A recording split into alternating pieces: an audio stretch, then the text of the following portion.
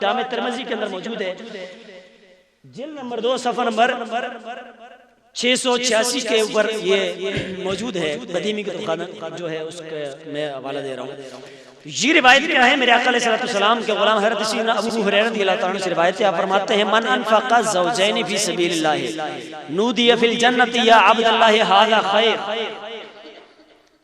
حضرت ابو ہریرہ رضی اللہ تعالیٰ عنہ فرماتے ہیں کہ جو شخص زوجین یعنی جوڑا اللہ تعالیٰ کی راہ میں خرچ کرے، فی سبیل اللہ جو اپنا مال دے اللہ کی راہ میں، جوڑا تو نودی فی الجنت یا عبد اللہ یا ھذا خیر، تو جنت سے اسے ندا دی جائے گی کہ اے اللہ کے بندے یہ خیر ہے، یہ بلائی ہے، یہ کیا ہے؟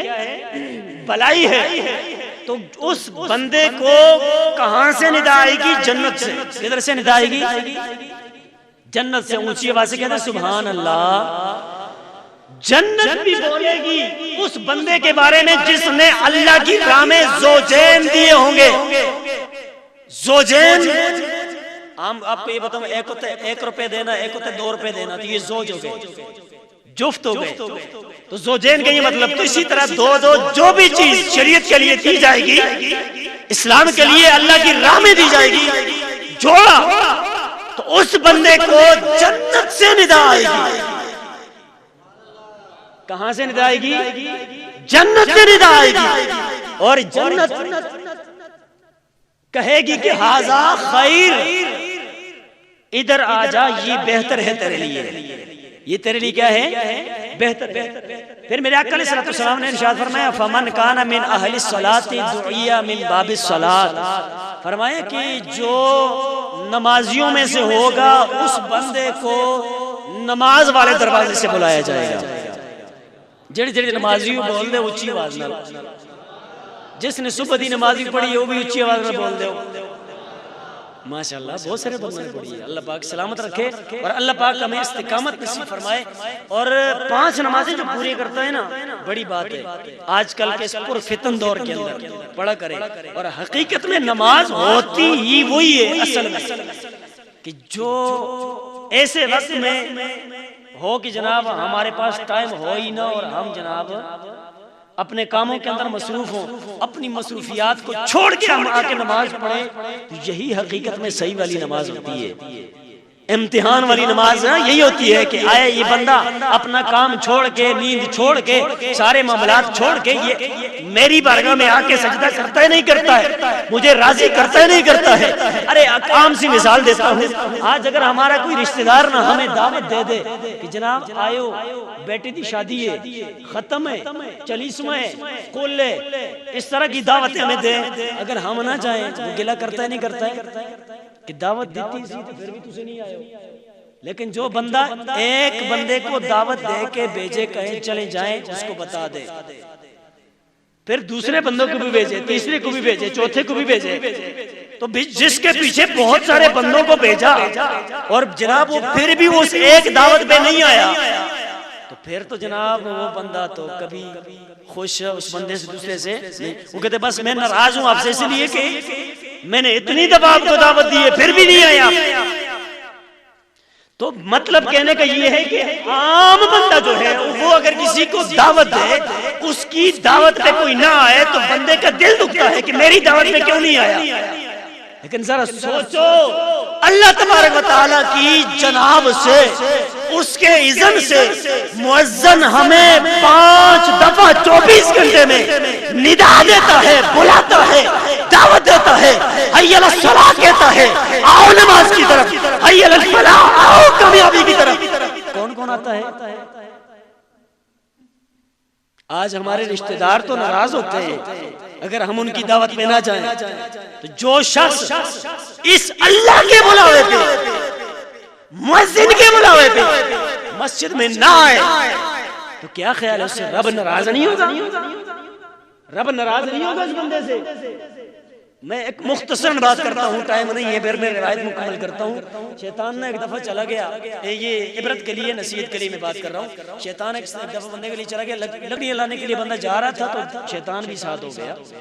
صبح کی نماز تو اسے کہا بات ٹھیک ہے سو جائے، شیطان نے تھپکیاں دے دی، کہا سو جا، وہ سو گیا، صبح کی نماز گرے گئی۔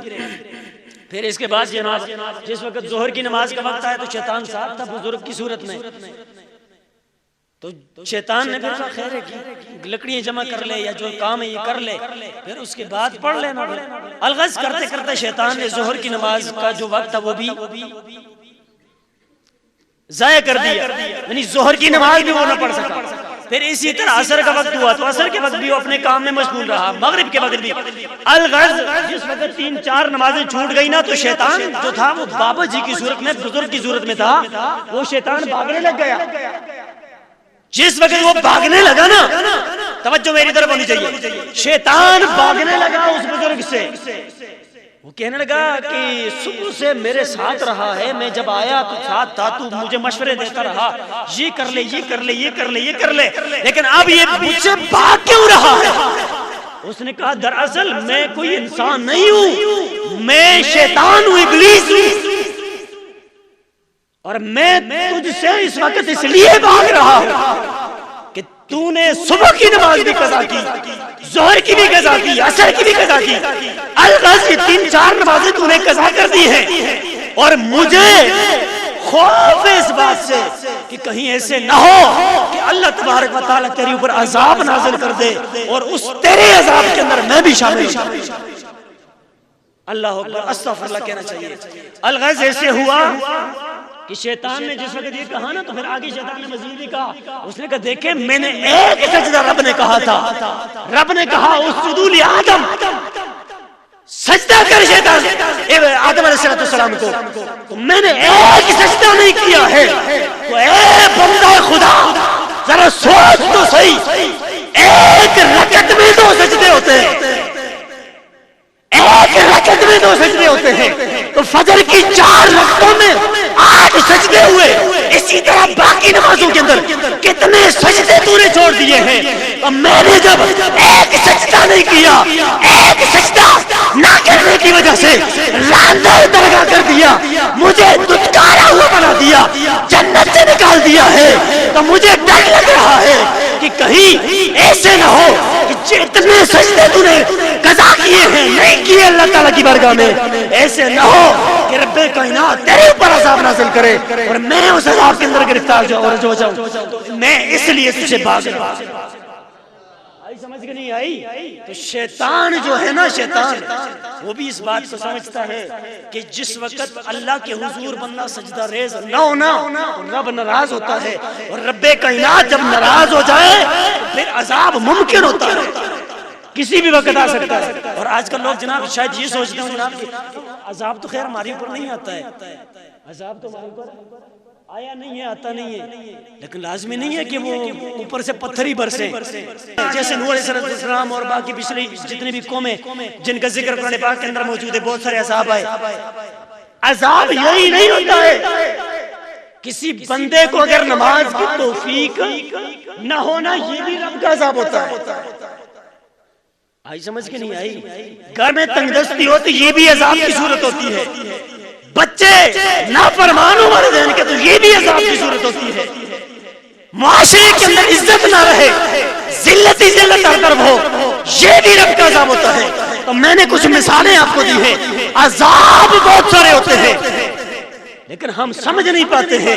تو بہرحال جو شخص نماز پڑھتا ہے رب اس سے راضی ہوتا ہے، اور جو نماز نہیں پڑھتا ہے رب کائنات اس سے ناراض ہوتا ہے۔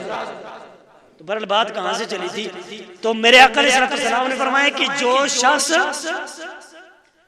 نماز پڑھتا ہوگا، نمازی ہوگا، کل قیامت والے دن اسے نماز والے دروازے سے بلایا جائے گا۔